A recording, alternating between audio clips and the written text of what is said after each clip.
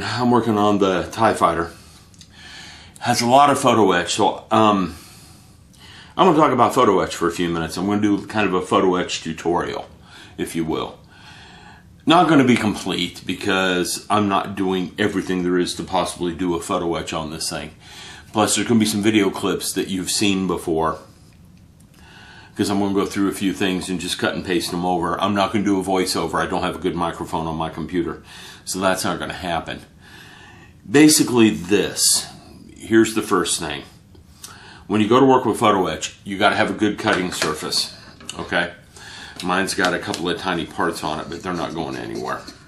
That's what I would like to think. I'm currently using this. This is a floor sample. Now, some places you can get them free, some places you can't. This was 25 cents. I'm not going to sweat 25 cents for something like this.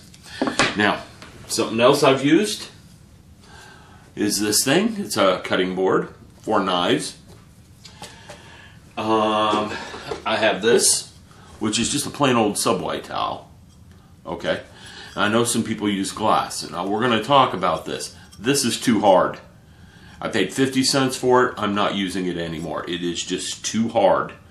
What I mean by too hard is when you're trying to cut the part, you can't push. There has to be a little bit of give, or the part goes zinging across the room. With just a teeny bit of give, the knife blade goes through and into the material of the cutting board, instead of just stomping down and then all that pressure has to go somewhere. So it goes snap and the part goes flying. I typically put my fingers over the top of the part as I'm cutting just to make sure it doesn't go flying. But I find I have less trouble with this than I do this. Same thing's true with this cutting board. That's pretty hard plastic. It's not a soft cutting board at all. I wouldn't use my good kitchen knives on this thing. It's too hard. Plus it's got little grippy feet in the back, little silicone grippy feet, and it sticks to the cutting mat fairly well and doesn't move around. So is the wood. This moves around too much. So I'm going to recommend you stay away from tile. It's too hard. You need a slightly soft surface, something the knife can pass through. Okay? And you can tell if you look at the surface of this thing, and the camera will focus on it, you can see that there are some cut marks and gouges. So the knife does go into the surface a little bit, but not much.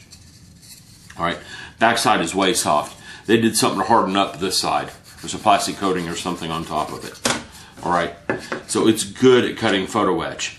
Now, what do you do to manipulate small little photo etch parts? Well, I'm going to drop the camera down, focus in pretty tight on my work. Okay, I'm going to go ahead and cut out a photo etch part here too on this board so you guys can see how I'm cutting. So let me drop the camera and do a tight zoom. We don't want to drop the camera too far, like literally drop it. And this thing takes a bit to zoom. That's probably enough for our purposes. Okay, I've got these two parts right here I don't want to lose, so I'm moving them over a little bit. But yeah, this is perfect right here for our purposes. Now, I wear magnifying glasses. I got these at the dollar store. You can get up to 3x magnifiers at the dollar store. Just be picky. Don't just pick the first thing you see, because that's just not going to work for you. Now, I'm going to cut one of the bigger parts out, simply because I can zoom more on that, and you guys will see it better. Okay, that's full zoom on this camera. I'm going to cut one of these bigger parts out because I don't want to lose it. I still have a few small parts left to cut out over in here. And tonight I'm just going to free all the parts from this photo etch fret so there are no parts left. All of these are interior parts. So once I get the interior parts done, I'm ready to do lighting and painting, and that's all I got left, and about 6 parts to put together. So this thing's getting close to done. And if I can spend a couple hours a day up here for about a week, I bet I can have it almost 100% done. So, let me get on this. I'm going to cut one of these big parts out. Now, I'm using a regular old X-Acto knife blade, and you can tell if you see the edge of this blade, I've been using it on photo etch, because it's just going to eat the edge of that blade up. You can probably see it right there. it just eats the crud out of the blade. And this is the same blade I've been using over and over and over again for photo etch. That's it. I've cleaned up the parts with this. I've trimmed the parts, everything. So on this first part right here, what I try to do is line the blade up almost to the end. I don't try to get it all the way to the end. And I just push down and it cuts it. Okay, and I'm pushing fairly hard, I will not lie, when I do this. And you can feel it cutting it. You can feel it snapping through. You can hear it too if it's really quiet in the room. That one was silent. You could hear that one. And my part's free. Okay, now this part requires a lot of bending, and I'm going to do the bending on camera. I need to clean this part up first, and there's some delicate fold lines on there and some tiny little parts on there. So, two things. One, this part's a big part, so picking up my fingers isn't going to be trouble. But I've started using a toothpick with some poster tack on it, and it picks the parts up really simply, really quickly. It does not drop them. Even with the larger parts it works. With the smaller parts it works fine too. Second thing, I bought a pill box to hold all my pieces in while I'm working. Okay? And you can see that little part in there, and yeah, it just picks it up. Perfect. Okay? So,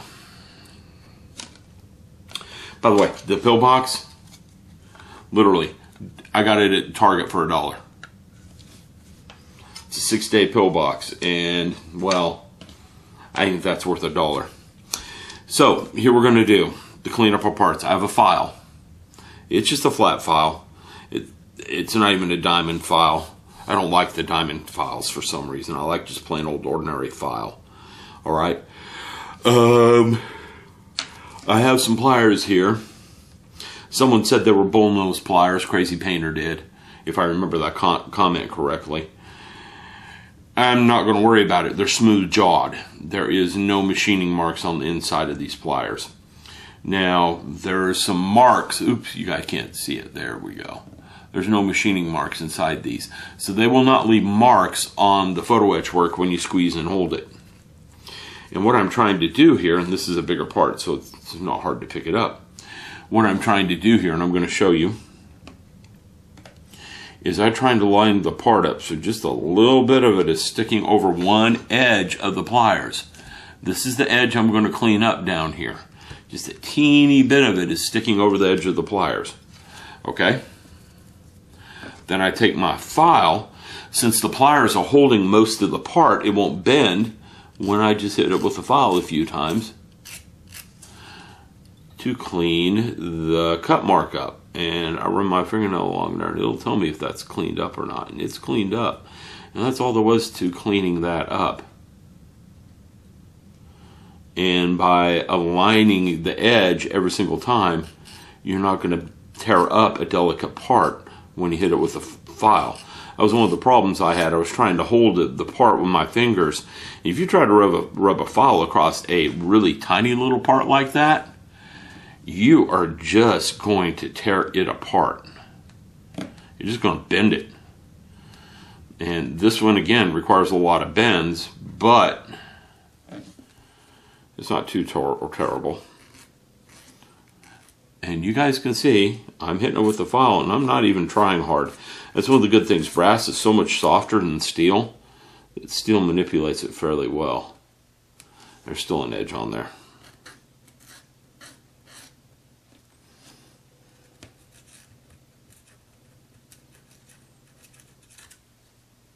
There we go. The edge is gone. I got one edge left. On this end, actually two. If I position the pliers right, I can get both at once. Okay, you guys see the edges? Yes, you can. You can see where they're not cut quite right.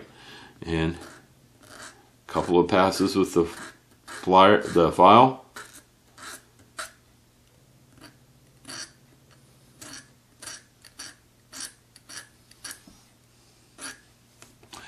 And you can see they're a lot cleaner all of a sudden.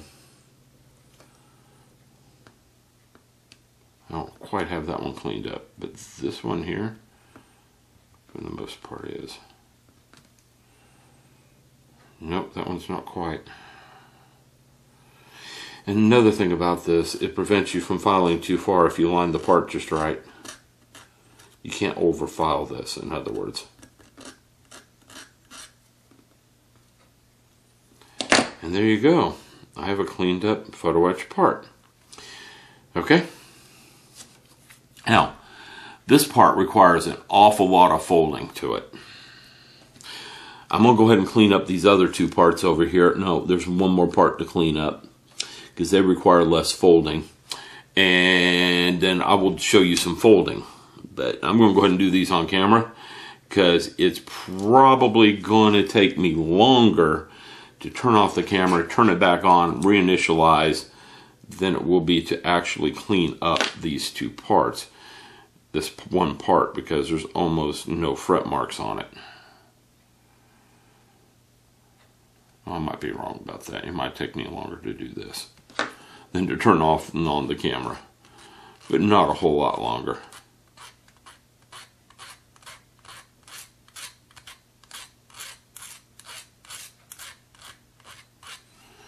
Let's check that part.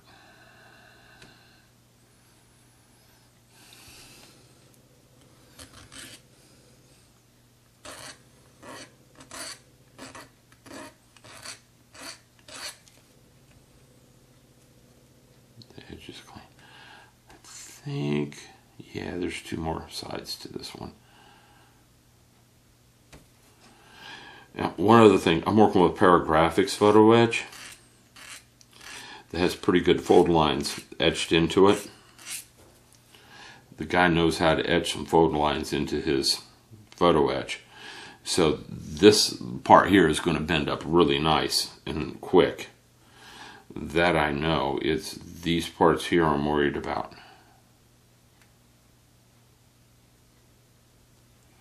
Okay?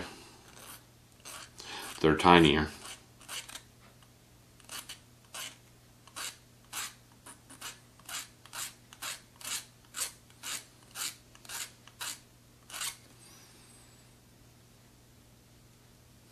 Almost.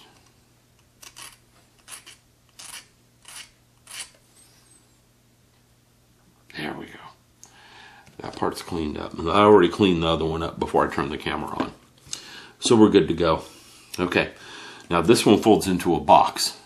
It has 1, 2, 3, 4, 5, 6, 7 folds to it. That's kind of nasty. It might be, yeah, it's 7 folds to it. The other ones only have 3 folds to them, but they're tinier parts. So, while I figure out the method for folding this, I'm going to set that part aside. We're going to talk about these little ones. We're going to get the bender out. Okay? And we got a good camera angle on that end of the bender, so I'll use it. Now, your photo etch bender has, this is a small one, okay?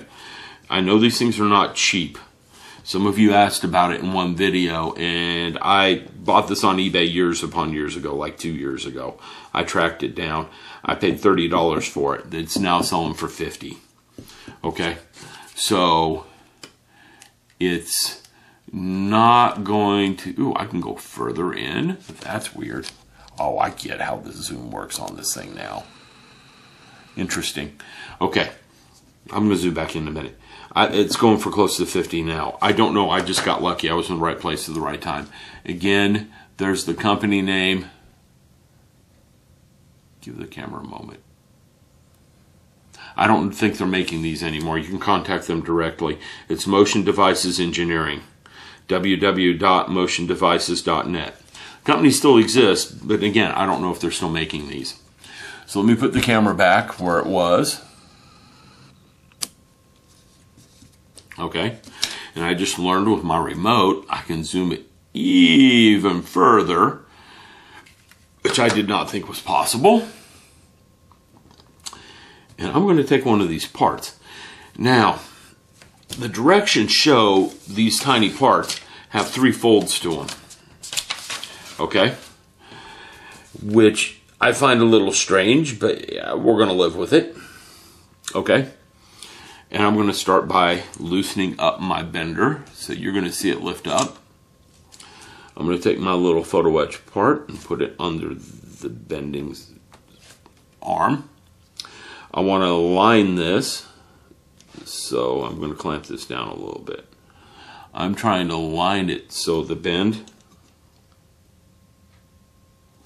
mark is perfectly lined up with this edge. So when I go to bend this part, it bends correctly. Now, I just clamp that down. It's clamped down all the way. Okay. I'm going to take a razor blade, and it came with these folding blades. Now, the directions for this thing says you can use a photo etch bender or you can use 2 razor blades. I don't know if I'd even want to attempt 2 razor blades on this thing. I'm going to slide this under that part, and it is under there, and then you just bend it. Now this part's not supposed to be bent all the way, so we're probably done with our bending on that end. Now my bad part is this. Now you guys can see a lot better than me that bent on that bend. My bad part is now I got to bend this one and that one. Okay. I'm going to have to bend this one. Oops, let's turn that over. It looks like I don't have this part cleaned up really well either. Or that's just debris. Nope, looks like I don't have this part cleaned up all the way. So give me a second while I finish cleaning this up. It won't take very long.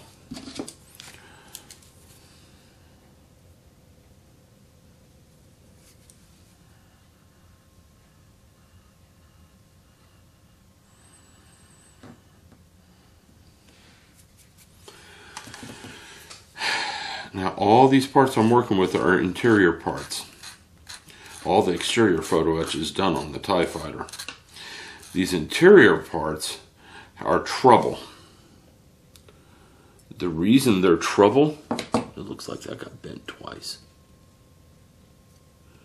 Yeah, it did. That's not good. Okay, this thing got bent in ways it was not supposed to be bent.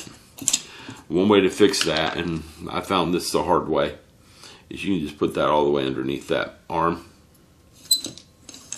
and just clamp this guy down and push and open him back up and slide it out, and that usually fixes things a little bit. Okay, now these go on top of clear parts. Yeah, you heard that right. This one piece right here goes on top of a clear part, which I am not very happy about. Because usually you attach photo etch with super glue, but I am not going to use super glue on a clear part. I think that would be very, very silly to do.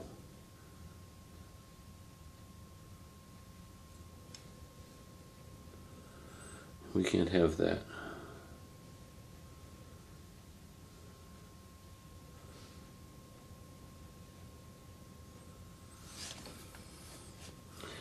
I don't have that part aligned right.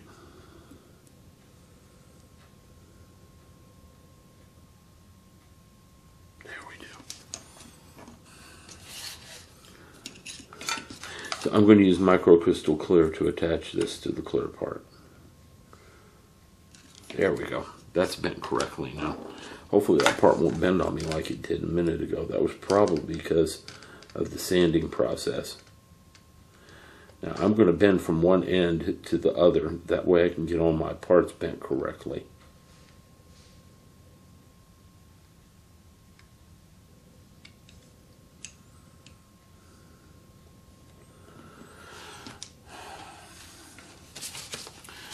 Looks like this is folding into some sort of clamp.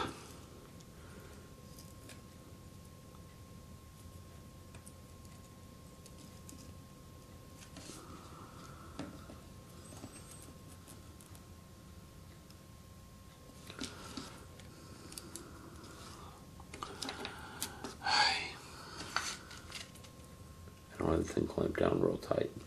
That's why it keeps moving on me. There.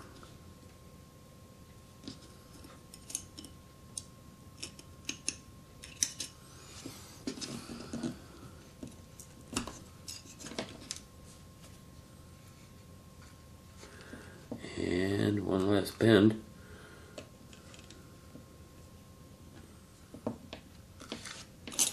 She's in place.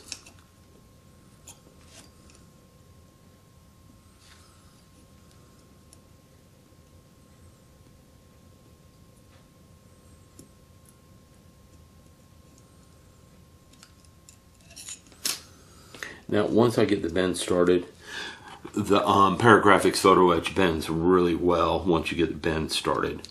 So, I got this part almost bent the way it's supposed to be. Actually, it's pretty close. I'm a little off frame. There we go. Now you can see it. This angle right here has to be a little steeper, and this angle right here has to be a little steeper. But I'm going to do that like this because it will work this way. You can do it with your fingers, okay? Because it bends really well at the bend marks. Again, it was designed to bend well at the bend marks. Now my other problem is I have to bend the other one almost the exact same way. And this is just strange to me that it's like this. And again, it bent where it was not supposed to again. There we go. That flattened it up. Now I got to take this other one and bend it to the same shape as this. That is going to be a bit of fun to do. Okay? And don't forget, I got this other one that's pretty complex to fold. It's a box inside a box. So we're going to have to deal with that one in a few minutes. But I think that one can be done using a toothpick and this. The folding blade. Let me do this other one real quick. And then we'll get to that. Okay.